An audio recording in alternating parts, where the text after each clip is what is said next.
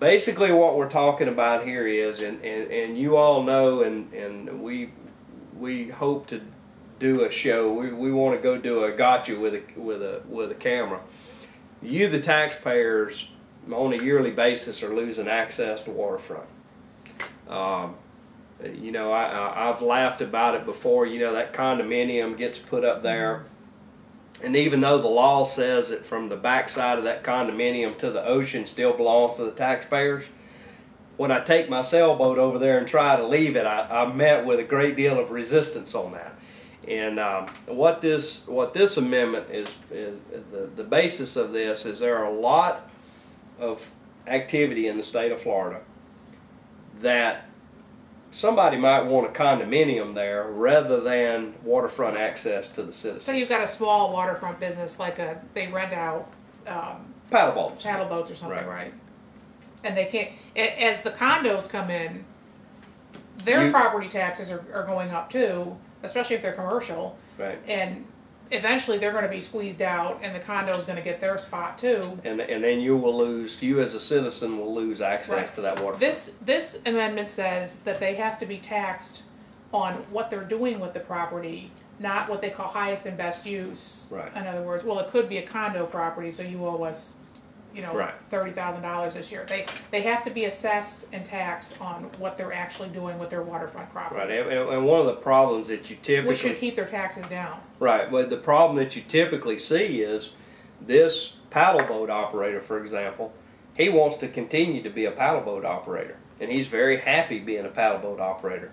The only problem is that his 1 acre taxation went from $1,000 a year to $100,000 a year because he's viewed as a condominium could be there, so that's what we're going to tax you for. So we'll go through the pros on this one.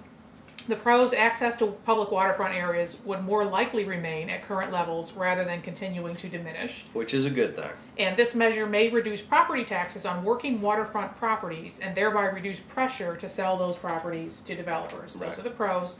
Cons: local revenues would suffer. The measure allows the legislature to define the term applicable conditions and limitations.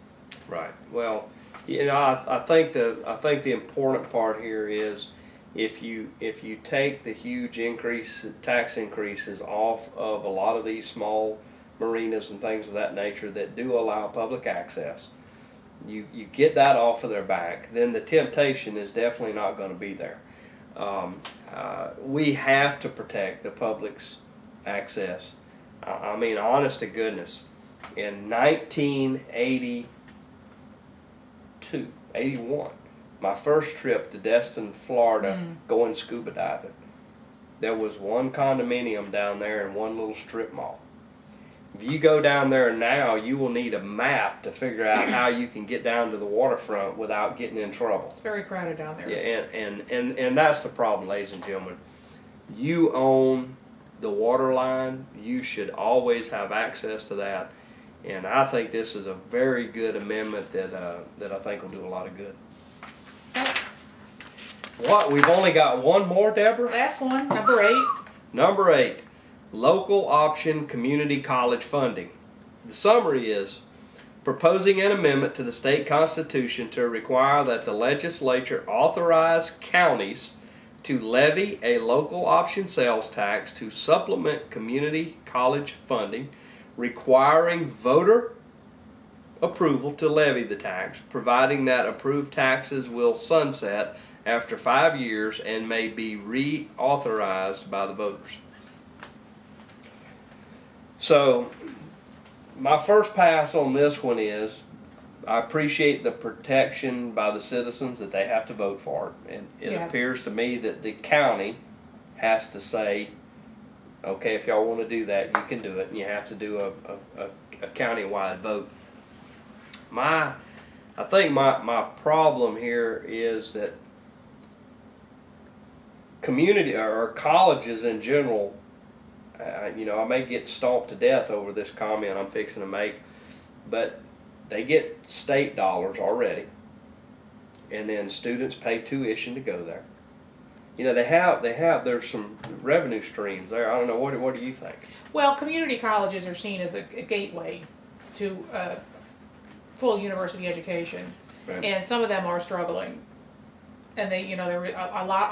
I don't know the way there's every one of them is structured, but they certainly rely more on tuition to run them because they're much smaller and they're more localized. Right. Than a part of the university system of the state perhaps would have more access to state money. So this is kind of gives them another little source of income to keep them going and maybe provide that gateway to more students to get a full college degree. Well, you know, of course, look, I'm on the citizen sides here. As long as you tell me that it has to come before a vote of all the citizens in Santa Rosa County, for example, to fund a community college, I don't have a problem with that. I think there's good protection there.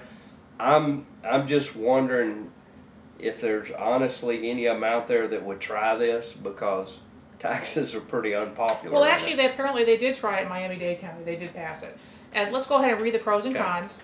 Pros: community colleges serve as a gateway to the university system and to greater employment opportunities. And this amendment could increase their funding.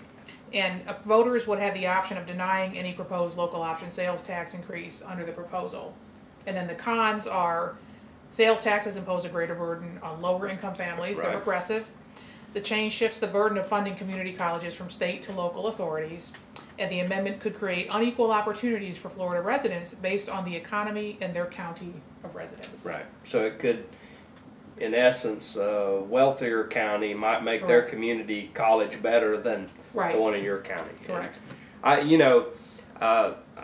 I'm kind of okay with this one from the standpoint that they're going to have to get out there and sell it to every resident to have a chance for it.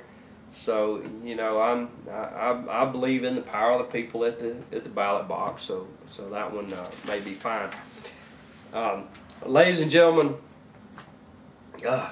I'm exhausted from going over these. You know, we've studied them a lot.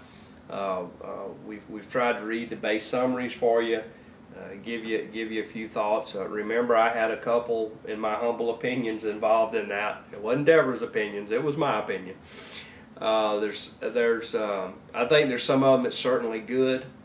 I would encourage you all get on the web, study these more. Yeah. There's a lot of sources of information about all these.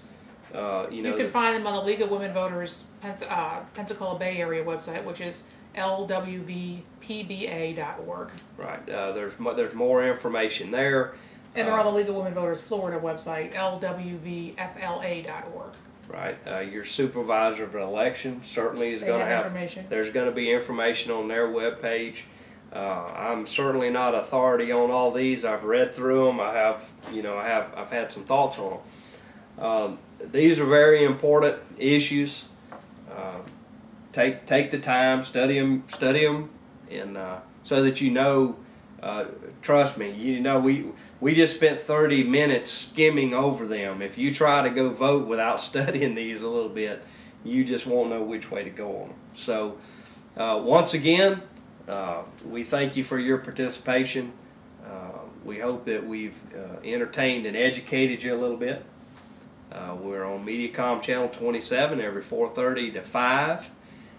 We're also, and I keep pointing to this, but here we are. Every episode, we'll eventually have every episode will be on YouTube. You can watch it at your leisure from any place on the planet. Correct. So take advantage of that, and by all means, send us an email. Let us know what you think. And let us know if there's something you'd like to have covered. And we will say a good night to you. Good night.